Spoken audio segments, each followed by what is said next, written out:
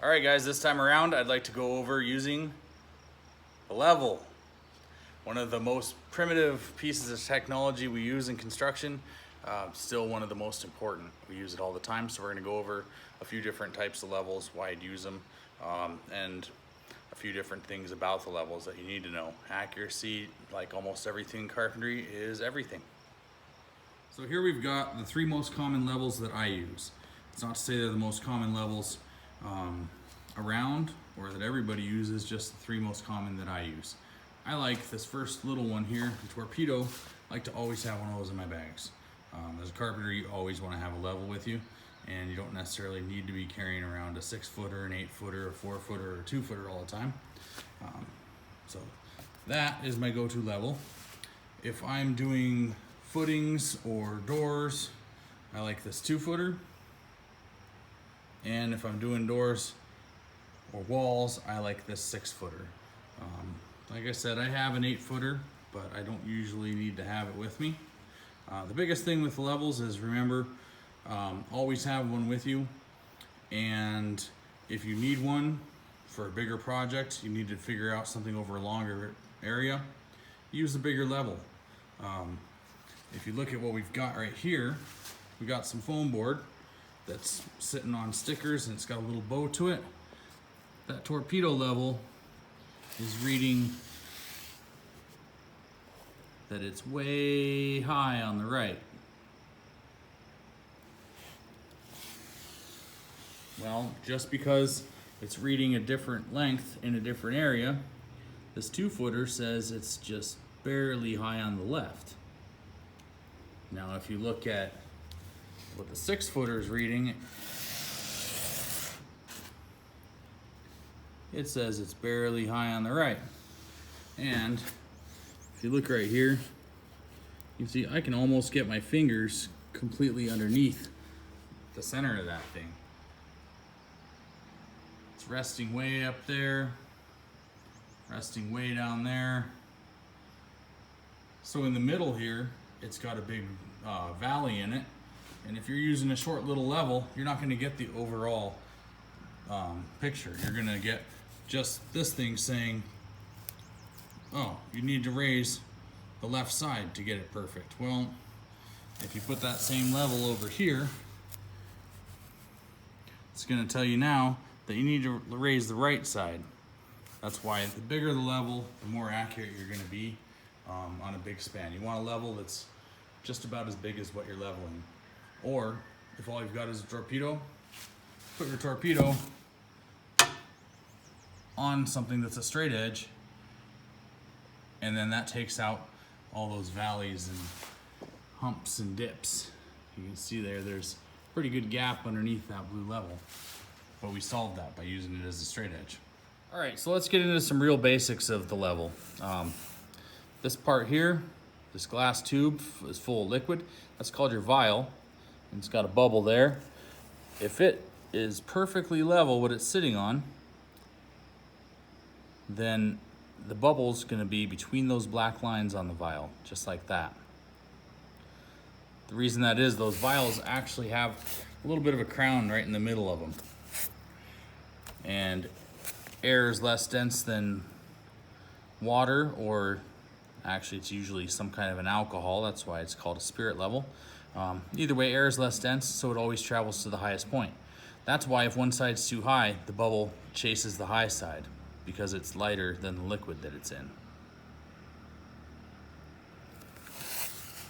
Now, if you look over here, you see another one that's turned 90 degrees to the first one. This is for telling if something's plumb. So if we take it over here, we put it up on this wall, we can see that wall's a little tiny bit out of plumb, but barely. If it was really out, we'd be seeing something like this or something like this. Plumb is just the vertical measurement of level. So that's why you've got those two bubbles. On some levels, I don't have any on mine, which is something I don't really use, but sometimes you'll see a third one where maybe right here it would have another vial and it would be at a 45-degree angle. The reason you see that is in case you need to find a 45. When it's at a 45, it'll actually read that it's level. So you might use that in diagonal bracing, stuff like that. Me personally, I'd rather measure down the same distance that I measure over, or measure up the same distance that I measure over. That way you know you got a 45. Earlier I mentioned that when things are level or plumb, you're gonna see the bubble fall right between the lines. Here we've moved this level, the blue one, over to where it's pretty nice and level there, where it's sitting. But if you notice, on this particular level, there's more than one set of lines. So the skinny blue lines right in the middle, that actually tells you when you're level.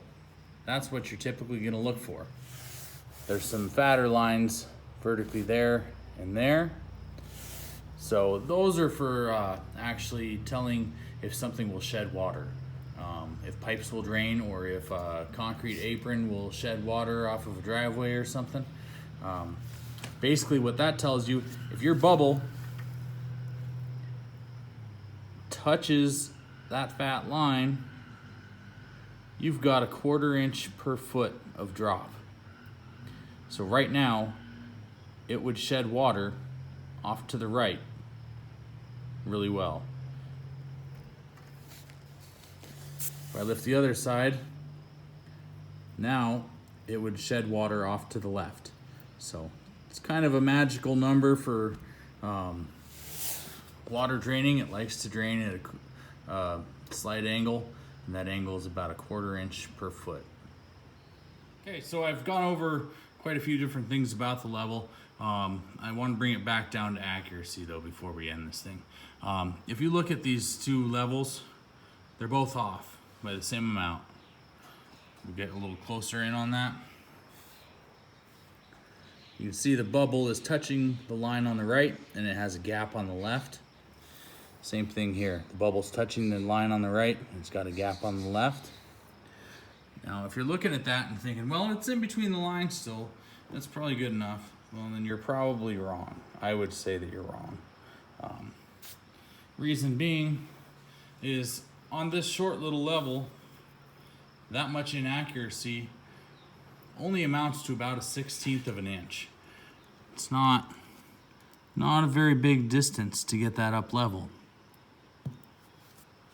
But when that 1/16 of an inch is multiplied by 6 or 7 to go from a 10-inch level to a 6-foot level, it's no longer going to be a 1/16 of an inch. The angle is still the same that it's off by, but now it's more like 5/8.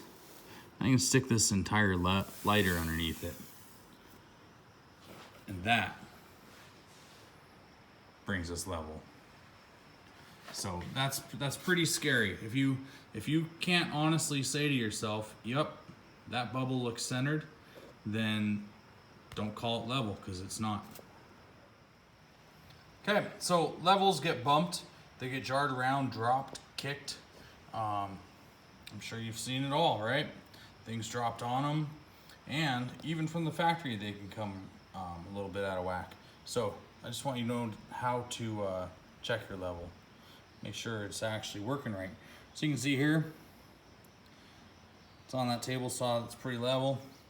If I flip my level 180 degrees, it's magnetic. If I flip it 180 degrees, I should still read level. If it says it's high on one side,